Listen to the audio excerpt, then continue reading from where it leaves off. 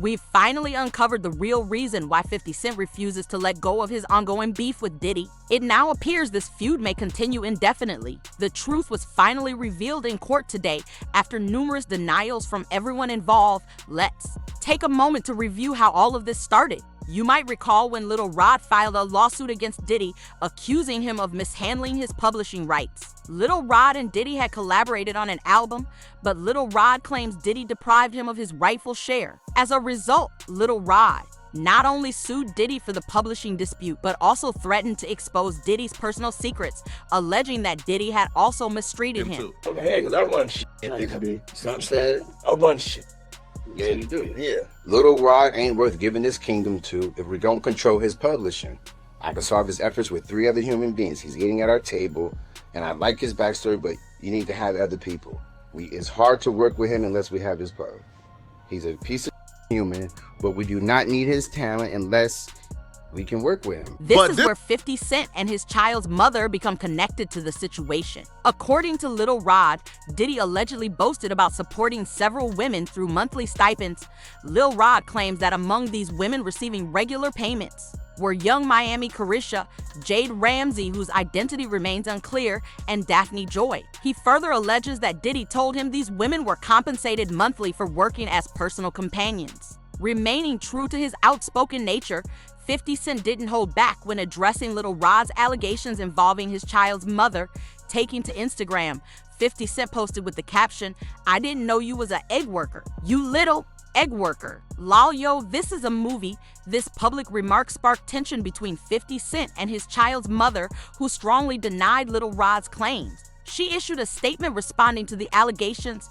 "I am deeply hurt by the lies in Rodney Jones' lawsuit. The claim that I am a worker is 100% false and amounts to character assassination. I am retaining an attorney to pursue all legal options against both Rodney and his attorney." However, she didn't stop there. She also directed accusations towards 50 Cent, expressing frustration that he publicly supported the narrative suggesting she was involved as a worker. In a response posted to her Instagram story, she addressed 50 Cent directly. 50 Cent is causing significant disruption and distress in people's lives. While he may see the situation as humorous, it is far from a joke for those involved, as their safety and well-being are now at risk. She stated that she had moved to New York to give him the chance to be a present father, but he has not fulfilled that role in the way she had hoped. She further added, "Let's shift the attention to your truly harmful actions of assaulting me and physically violating me. You are no longer in control of my life. God will take care of you from here. You have permanently shattered my last hope for you as a father to keep our family together." These latest false accusations have broken our hearts for the final time. Listening to her statements, one might assume she was entirely innocent and that both 50 Cent and Lil Rod were fabricating their allegations with no clear reason why they would make such claims. Eventually, 50 Cent filed a lawsuit against her, compelling her to retract her accusations of physical assault. Throughout this time, Daphne Joy consistently denied receiving any kind of monthly stipend in exchange for acting as one of Diddy's so-called personal companions. She maintained this position until today, when she was required to appear in court and testify under oath. At that point, the narrative she had upheld fell apart. During her testimony, she admitted to everything she had previously denied. What stood out most during her admission was the financial reality of many public figures. While people often assume that celebrities are financially secure, her testimony revealed quite the opposite. She became a clear example of how some well-known individuals may not have the financial stability many believe they do. Jane Doe has officially taken the stand. She's victim number 2. She will be on the stand for several days, and a lot of her testimony sounds very similar to Cassie's. First met Diddy in 2020 on a girls' trip to Miami, and at the time he was dating her friend, but he was still flirting with her and offered her his number. Two began texting and were calling each other nicknames. She would call him Ernie, and he would call her Bert. The day after meeting her, he texted her saying he wanted to take her out, but she texted him back saying it felt complicated. At the time of meeting Diddy, she was living on the East Coast and said that he was pursuing her, and when her friend got engaged to someone else, she decided to give it a go. Her testimony clearly showed that these women were not victims. They fully understood the situation they were entering and willingly participated for financial gain. She had gone on a girls' trip with a friend who was dating Diddy at the time. During that trip, she secretly got Diddy's contact information and started communicating with him behind her friend's back while pretending that she wasn't interested in any involvement. Her friend wasn't much different. After spending time with Diddy and engaging in intimate encounters, she eventually married someone else and moved overseas just a few months later. It's highly likely that the man who married her had been in a relationship with her while she was still involved with Diddy. The quick transition from being with Diddy to getting married and relocating abroad raises many questions.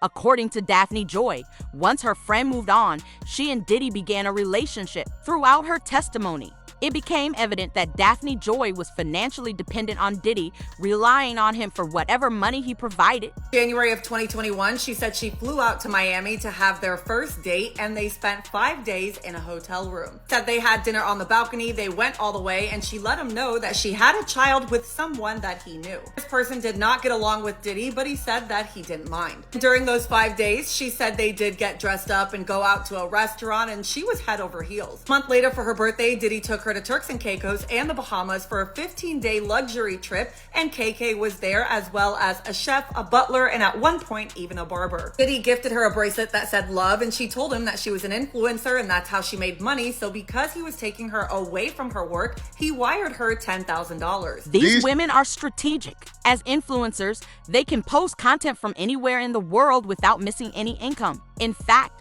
vacations often boost their online presence due to the enhanced photo opportunities. The only reason she is testifying now is to establish that Diddy was compensating her with a monthly stipend in exchange for intimate meetings with other men. She confirmed this during her testimony. Initially, it didn't seem like there was a direct financial arrangement, but it became clearer when she expressed her reluctance to continue. That's when Diddy began applying pressure, implying that if she wasn't willing to participate in these so-called hotel time encounters, she wouldn't receive further financial support. Well, at some point, she was essentially told, hey, how are you going to pay your rent? You have 3 months to figure it out. She testified that he introduced her to X, Molly, Snow, and Came, and those were the substances that they would take every time that they would sleep together. She said that part of her life became very intense because every time that would happen, there would be red lighting, corn playing, she would wear dancer shoes, lingerie, and coated in baby oil. It would often last 24 hours, and it first started off making love, but turned into something else. She said that she and Diddy would often talk about his fantasies, and then said in May of 2021 in Miami, after being awake and high for 24 hours, he had brought it up. He suggested making one of the fantasies come true and inviting a man to the hotel, and she got nervous. He said Diddy's assistant started to prep the room, there was red lighting, and a man named Don showed up. He said Diddy and Don started talking, and she was sitting on the couch with her robe on, legs crossed, and she was nervous. When Diddy told her to stand up and start dancing to ease her nerves. He said Don was only wearing underwear and Diddy was making himself happy. And then you know the rest. She and Don started doing things, then she and Diddy did things, and said it was taboo and thrilling at first, but it opened Pandora's box. Now Diddy would call these sessions freak-offs with Cassie, but she said with her it was debauchery or hotel night. That's one of the key differences between her case and Cassie's. In Cassie's situation, prosecutors are attempting to prove that Diddy forced her into these activities. They argue that he coerced Cassie and used physical force against her. In Daphne's case, however, Diddy is not being accused of using force or coercion. Instead, the focus is on the transactional nature of the relationship. Initially, Daphne willingly engaged because she had genuine feelings for Diddy. Over time, though, the arrangement shifted into a financial transaction. Legally, paying someone for sexual activities constitutes prostitution, which is illegal. One of the charges Diddy faces includes transporting individuals for the purpose of prostitution, a charge that carries a maximum sentence of around 10 years. Even if prosecutors fail on other charges, it seems likely that Diddy could still be found guilty of at least 2 counts of transportation for prostitution, one involving Cassie and another involving Daphne. After both testimonies, it's hard to dispute this point. While there may be debate over whether force was involved, it appears both women engaged in these activities willingly, motivated by financial gain. However, Diddy still arranged for their travel, compensated them with monthly payments for these encounters, and allegedly threatened to withdraw financial support once they indicated they wanted to stop participating. And she said after that one time, it happened every time she saw him. And she said these nights were not short. It lasted 20 to 30 hours, involved 24 bottles of baby oil, and always followed the same script: red lights, substances, escorts, and doing it while Diddy was doing his thing. She had told Diddy she didn't want to do this anymore in writing and verbally. He would respond and tell her, "That's fine. If we break up, I'm not paying your rent." Because of that, she felt obligated to continue and said that Diddy was paying her $10,000 a month for rent and gave her cash, wired her up to $20,000 at a time, and told her to stay beautiful, available, and ready at a moment's notice. Whenever Diddy wanted these nights to happen, she said, "I always had childcare ready." Because of this, she said she kept her appearance perfect, rarely saw her friends, and said her social media career dwindled. At one point, she tried to ask Diddy about being on OF because one of her model friends were on there, but he said no. He talked about a time when she went to the south of France in the summer of 2021 and said he was angry in the voice notes that he was sending her. Also talked about the fact that he wanted her to look a certain way during these sessions, saying he wanted her to have straight hair with a ponytail and wanted her to pierce, upstairs. He said they did take a short break in 2023, but it didn't stop the pattern of these nights. He said they got back together in February of 2024, which was after Cassie had filed her lawsuit, and broke up a few months before his arrest. And she told the jury, "It felt like a door I wanted to shut, but I couldn't." She entered into a relationship with Diddy after Cassie had already filed her lawsuit and after the Cassie video had surfaced. She fully understood who she was getting involved with. There was no force involved, and even the prosecutors aren't suggesting that narrative. However, women like Daphne are aware of the stigma attached to agreeing to be one of Diddy's so-called companions, knowing that multiple men would be involved. Realistically, she may have already had a body count of about 50 before Diddy, and after leaving him, that number could have risen to around 100. So essentially, she may have added roughly 150 partners for a monthly payment of $10,000. Hopefully, that arrangement was worthwhile for her.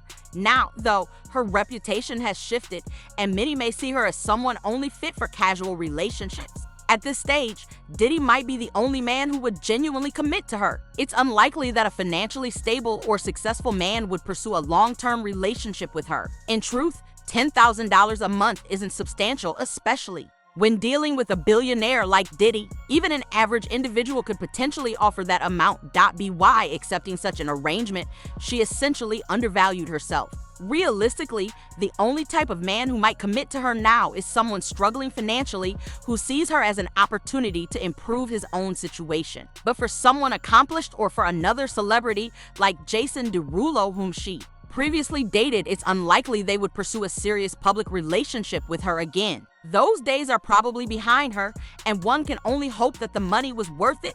However, it's problematic for her to now claim victimhood, suggesting she was coerced or forced into the situation, potentially to protect her image from criticism. That narrative doesn't align with the choices she made. Looking at all of this, it becomes clearer why 50 Cent continues to have strong resentment towards Diddy and hasn't reconciled. From his perspective, Diddy engaged in relationships involving his child's mother while also being involved in other questionable activities. The personal nature of these events likely fuels his ongoing hostility. A few weeks ago, 50 Cent posted a caption on Instagram saying, "Don't kiss my son on the lips, you egg worker." Clearly, he understands the full extent of what happened. When you consider the situation, it's understandable. She was reportedly involved with possibly 150 different men, with all kinds of things happening during those encounters, including highly personal and intimate acts. For 50 Cent, this involves the mother of his child, and now his son has to live with the permanent consequences of these revelations. With the internet being forever, this information will always be out there, affecting his son's life long term. It's easy to see why 50 Cent harbors so much resentment. Now, I want to hear your thoughts in the comment section. Do you believe 50 Cent will ever be able to move past the situation with Diddy? Do you think his child's mother was genuinely a victim? Or do you believe she willingly chose this lifestyle? Make sure to hit the like button. Don't forget to subscribe for more updates like this. Drop your thoughts in the comments. I love hearing what you think. Thanks for watching.